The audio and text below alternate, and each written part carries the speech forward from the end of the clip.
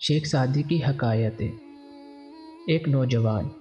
ایک بار سفر میں ایک ایسا شہزور نوجوان بطور رہبر و نگہبان ہمارے ساتھ تھا کہ 10 آدمی اس کی کمان کا چلہ نہ چڑھا سکتے تھے، لیکن ساتھ ہی لاڈلا بھی اتنا تھا کہ اس سے پہلے نہ تو اس نے سفر کیا، نہ دنیا کی اونچ نیچ اور سرد و گرم سے واقف ہوا تھا، نہ اس کے کانوں نے نکارہ جنگ سنا تھا، نہ آنکھوں نے میدان جنگ میں چلتی ہوئی تلوار کا نظارہ ہی کیا تھا۔ میں اور یہ نوجوان چلتے چلتے قافلے سے بہت آگے نکل گئے۔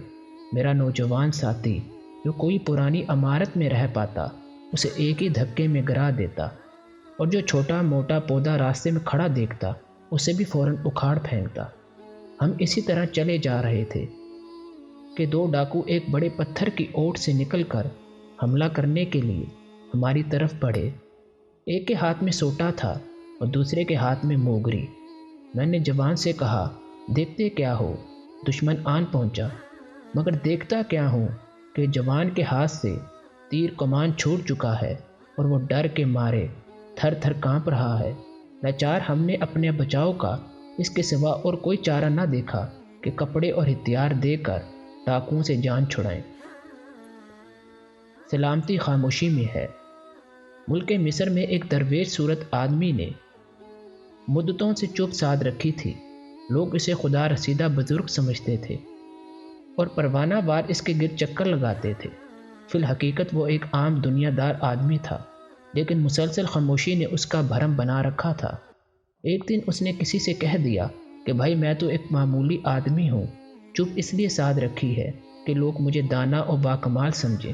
اس نے کہنے کو تو یہ بات کہہ دی، لیکن اسے یہ معلوم نہ تھا کہ اس کا نتیجہ کیا ہوگا۔ دوست دشمن سب اس کی حقیقت سے باخبر ہو گئے اور اس کا کاروبار ٹھپ ہو کر رہ گیا۔ مگر اب پچھتائے کیا ہوت جب چڑیاں چگ گئیں کھیت۔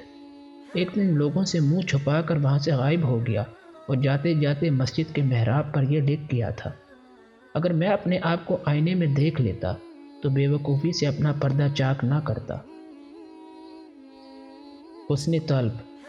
ایک بادشاہ نے ایک عیال دار عابد سے پوچھا کہ تمہارا وقت کیسے کٹ رہا ہے؟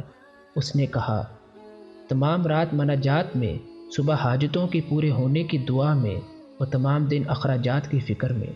بادشاہ عابد کے اشارے کو سمجھ گیا اور حکم دیا کہ اس کا وظیفہ مقرر کیا جائے تاکہ ایاں کی فکر اس کے دل سے دور ہو جائے۔ دکھاوے کی نماز۔ ایک عبادت گزار شخص نے بادشاہ کو کھانے کی دعوت دی۔ جب سب کھانے پر بیٹھے تو اس شخص نے بہت کم کھایا اور جب نماز کے لیے کھڑے ہوئے تو اس نے معمول سے زیادہ پڑھی۔ مقصد یہ تھا کہ لوگ اسے بڑا کم خوراک اور عابد اور زاہد سمجھے۔ جب اپنے گھر پہنچا تو کھانا طلب کیا۔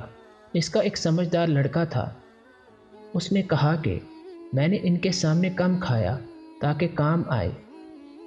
لڑکے نے کہا، تو پھر آپ نماز دوبارہ پڑھ لیجئے، اس لیے کہ آپ نے کچھ نہ کیا جو کام آ سکے۔ بد آواز کاری۔ ایک بد آواز آدمی بلند آواز سے قرآن مجید کی تلاوت کیا کرتا تھا۔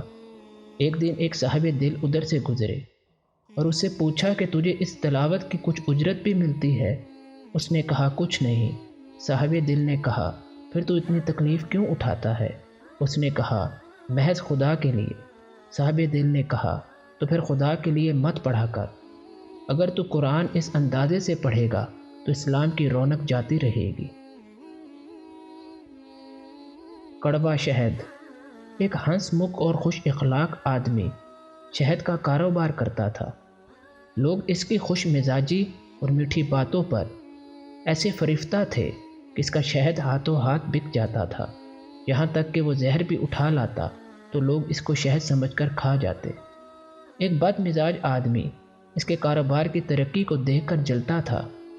اس نے سوچا کہ اس کے شہد میں کون سا سرخاب کا پر لگا ہے، چلو ہم بھی یہی دھندا شروع کرتے ہیں۔ چنانچہ اس نے بھی شہد کا کاروبار شروع کر دیا، لیکن اس کی ترش روئی کو دیکھ کر لوگ نزدیک بھی نہ آتے تھے۔